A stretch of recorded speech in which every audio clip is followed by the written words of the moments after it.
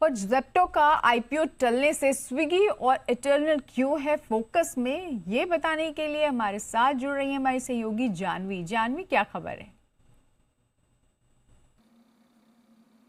Zepto का जो must awaited IPO है, शायद अब इसमें अगर देखें तो एक पॉज का बटन लगता हुआ दिखा है।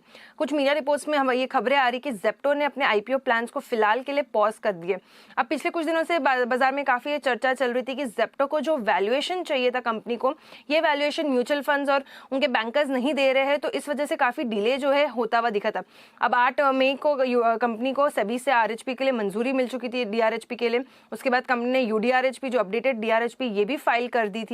लेकिन अब अगर देखें तो हुआ यूं था कि अक्टूबर 2025 में कंपनी ने $7 बिलियन के वैल्यूएशन में फंड रेजिंग करी थी। अब आईपीओ के पहले कंपनी लगभग $5 बिलियन का वैल्यूएशन टारगेट कर रही थी, लेकिन जो म्यूचुअल फंड्स है और कंपनी के बैंकर्स है, कंपनी को 2.5 से 3 बिलियन का ही वैल्यूएशन दे रहे थे।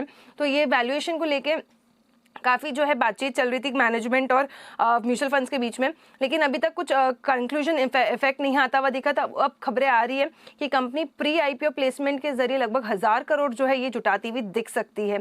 तो फिलहाल के लिए जो है जेप्टो के आईपीओ के प्लान्स को एक पॉज लग चुका है। लेकिन अब जेप्टो के आईपीओ को अगर पॉज लगा है तो इटर्नल और स्विगी दोनों ही कंपनीज को सबसे ज्यादा फायदा होता हुआ दिखेगा, और सबसे ज्यादा अगर देखें तो स्विगी को फायदा होगा, क्योंकि अब जेप्टो की अगर बात करें तो जेप्टो ऑलरेडी कैश में काफी लो है एज कम्पेयर टू बाकी दोनों कंपनीज के लिए अगर देखें, क्योंकि कंपनी के बाकी दोनों कंपनीज के जो फूड डिलीवरी बिजनेस है ये काफी कैश जनरेट करते हैं, लेकिन जेप्टो का इतना कैश बैलेंस है नहीं कंपनी के बुक्स में। तो कंपनी को जो विस्तार करना है, चाहे डार्क स्टोर्स का एक्सपांशन करना है, तो उसके पास जेप्टो के लिए ज्यादा कैश है नहीं। तो कंपनी का जो डार्क स्टोर एक्सपांशन है ये थोड़ा स्लो डाउन होता हुआ दिखेगा। तो इसका इंटर्न फायदा स्विगी को और इटर्नल को होगा। स्विगी को ज्यादा होगा क्योंकि स्विगी और जेप्टो राउंड अबाउट अभी सेम लेवल पे है नंबर ऑफ डार्क स्टोर्स पे। अगर देखें तो ब्लिंकिट काफी ज्यादा इन दोनों कंपनीज के कंपनी से काफी आगे है।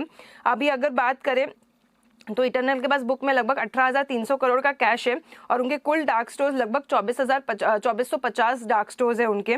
वही स्विगी की अगर बात करें तो 14,000 करोड़ के पास का इनके पास कैश है बुक्स में, लेकिन 1170 अगर देखें तो इनके डार्क स्टोर्स है।